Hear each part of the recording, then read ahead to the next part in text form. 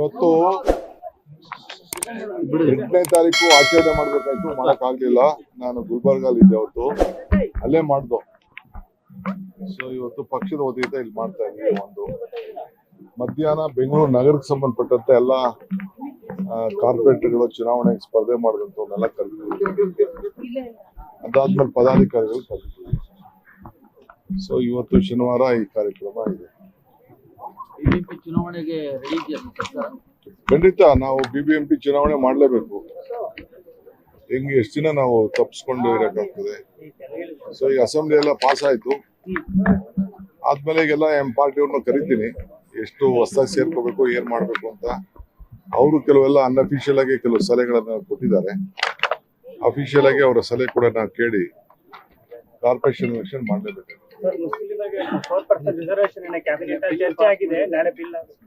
ಯಾರು ಹೇಳಿದ್ದು 4% ಮುಸ್ಲಿಂ ಕೊಡ್ತಾ ಇಲ್ಲ? ಅದು 4% ಅನ್ನೋದು ಸುಳ್ಳು. ಅಲ್ಪಸಂಖ್ಯಾತರಿಗೆ ಅಂತ ಇದೆ.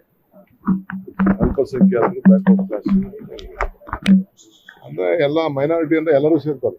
ಕ್ರಿಶ್ಚಿಯನ್ಸ್ ಸೇರ್ತಾರೆ, ಜೈನ್ ಸೇರ್ತಾರೆ, ಪಾರ್ಸಿ ಸೇರ್ತಾರೆ, ಸಿಖ್ ಸೇರ್ತಾರೆ, ಎಲ್ಲರೂ ಸೇರ್ತಾರೆ. ಬಿಜೆಪಿ ಅವರು ವೋಟ್ ಬ್ಯಾಂಕ್ ರಾಜಕಾರಣ, ಮುಸ್ಲಿಂ ಒಯ್ಲಕ್ಕೆ ರಾಜಕಾರಣ ನಮ್ಮನ್ನ ನೆನೆಸ್ಕೊತಾ ಇರ್ಬೇಕು, ಅವ್ರು ಮಾತಾಡ್ತಾ ಇರ್ಬೇಕು, ಗಟ್ಟಿ ಮಾಡ್ತಾ ಇರ್ಬೇಕು. ಅವರು ನಾವು ಬೇರೆಯವ್ರ ಹಕ್ಕನ್ನ ಯಾರ ಹಕ್ಕನ್ನು ತೆಗೆದಾಕ್ತಲ್ಲ, ಬೇರೆಯವ್ರ ಹಕ್ಕನ್ನ ಅವ್ರು ಕೊಡ್ತಾ ಇದೀವಿ. ಅವ್ರಿಗೆ ಒಂದು ಪಾಪ ಅವ್ರು ಬದುಕೋಬೇಕಲ್ಲ. ಗಾರ್ಬೇಜ್ ಟ್ಯಾಕ್ಸ್ ಜಾಸ್ತಿ ಮಾಡ್ತಿದ್ದಾರೆ ಸರ್ಕಾರ ಅಂತ ಟ್ವೀಟ್ ಮಾಡ್ತಾ ಇದೆ ಸರ್. ಶಾಸಕರು ಬ್ಲಾಕ್ ಮೇಲ್ ಮಾಡ್ತಾರೆ. ಕಸವೇಳೆ ವಿಚಾರದಲ್ಲಿ ಯಾವ ಪಕ್ಷ ಶಾಸಕರು ಬ್ಲಾಕ್ ಮೇಲ್ ಮಾಡ್ತಾ ಇದ್ದಾರೆ? ಈಗ ಎಲ್ಲಿ ಕಸ ನಿಂತಿದೆ ಅಲ್ಲಿ ನೋಡಿ, ನೀವು ಗೊತ್ತಾಗ್ತದೆ. 22ನೇ ತಾರೀಕು ಮುಖ್ಯಮಂತ್ರಿಗಳು ನನಗೆ ಇಬ್ರಿಗೂ ಅವರು ಇನ್ವೈಟ್ ಮಾಡಿದ್ರು.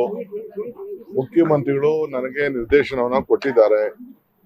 ಸೊ ಪಕ್ಷದ ಪರವಾಗಿ, ಸರ್ಕಾರದ ಪರವಾಗಿ ನೀನೇ ಹೋಗ್ಬೇಕು ಅಂತ ಹೇಳಿದ್ದಾರೆ. ಅದಕ್ಕೆ ನಾನು ಅಲ್ಲಿ ತಿಳಿಸ್ತೀನಿ. ಲೇಟೆಸ್ಟ್ ಹಾಗೂ ಇಂಟ್ರೆಸ್ಟಿಂಗ್ ಸುದ್ದಿಗಳಿಗಾಗಿ ಬಾಸ್ ಟಿವಿ ಕನ್ನಡ ಚಾನೆಲ್ನ ಸಬ್ಸ್ಕ್ರೈಬ್ ಮಾಡಿ. ಹಾಗೆಯೇ ಬೆಲ್ ಐಕಾನ್ ಪ್ರೆಸ್ ಮಾಡಿ. ಇದರ ಜೊತೆಗೆ ಫೇಸ್ಬುಕ್, ಇನ್ಸ್ಟಾಗ್ರಾಮ್, ಎಕ್ಸ್ ನಲ್ಲೂ ಮಿಸ್ ಮಾಡದೆ ಫಾಲೋ ಮಾಡಿ.